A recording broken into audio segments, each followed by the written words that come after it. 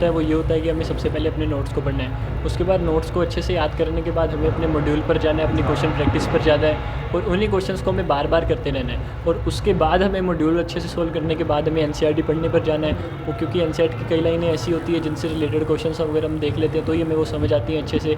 इसलिए यही सीक्वेंस होना चाहिए कि पहले नोट्स, उसके बाद क्वेश्चन प्रैक्टिस और उसके बाद एनसीईआरटी। एग्जाम के बाद कितना क्या विश्वास था आपको? एग्ज़ाम के बाद ऐसे अनएक्सपेक्टेड पेपर के बाद मोरल तो डाउन हो ही रहा था, लेकिन आज पेपर से बाहर निकलने के बाद जब हमें पता चला कि आसपास सबका ही स्कोर डाउन जा रहा है, तब कहीं ना कहीं उम्मीद थी कि सिलेक्शन हो जाएगा। थोड़े दिन बाद पता चला किसी कोचिंग में इतना स्कोर आया ही नहीं है, तब एक अच्छी रैंक की उम्मीद भी थी। और लेकिन फ़र्स्ट रैंक की उम्मीद तो मुझे लास्ट तक नहीं थी, पेपर के बाद ही कंफर्म हुआ।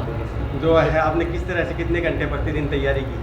देखिए, कोचिंग के अलावा 6 to 7 आवर्स की सेल्फ स्टडी करनी चाहिए आपको, तभी आप अपनी सारी चीज़ें, नोट्स, एनसीईआरटी मॉड्यूल कवर कर पाएंगे। परिजनों का किस तरह से सहयोग रहा? परिजनों ने कभी मेरे को प्रेशराइज़ नहीं किया।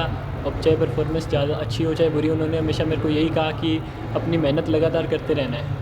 जूनियर्स को क्या कहेंगे आप? जूनियर्स को मैं यही कहूँगा कि आपको अपना दिमाग एक्स्ट्रा लगाना ही नहीं है, कोचिंग की तरफ से जो भी गाइडेंस मिल रही है आपको उसको ब्लाइंडली फॉलो करते चलना है। पहले तो बहुत बहुत बधाई है आपको, थैंक यू आपने अच्छी रैंक हासिल की है। Thank you sir. तो किस तरह से क्या उम्मीद थी बच्चे के ऊपर आपको? ईश्वर की कृपा से बहुत बढ़िया स्कोर किया है, लेकिन ये उम्मीद नहीं थी कि फर्स्ट रैंक देश में लाएगा।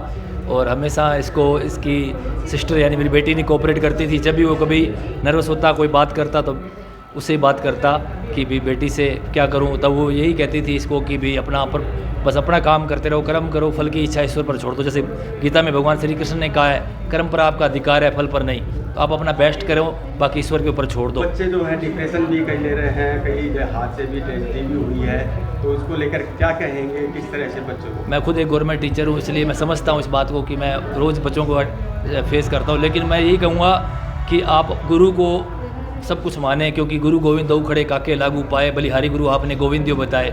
अगर आपके अंदर गुरु के प्रति रेस्पेक्ट है तो आपको सक्सेस होने से कोई नहीं रोक सकता। आपका बच्चा इतनी बड़ी कामयाबी हासिल की है, अन्य बच्चों को क्या कहना चाहेंगे, एक शिक्षक भी है?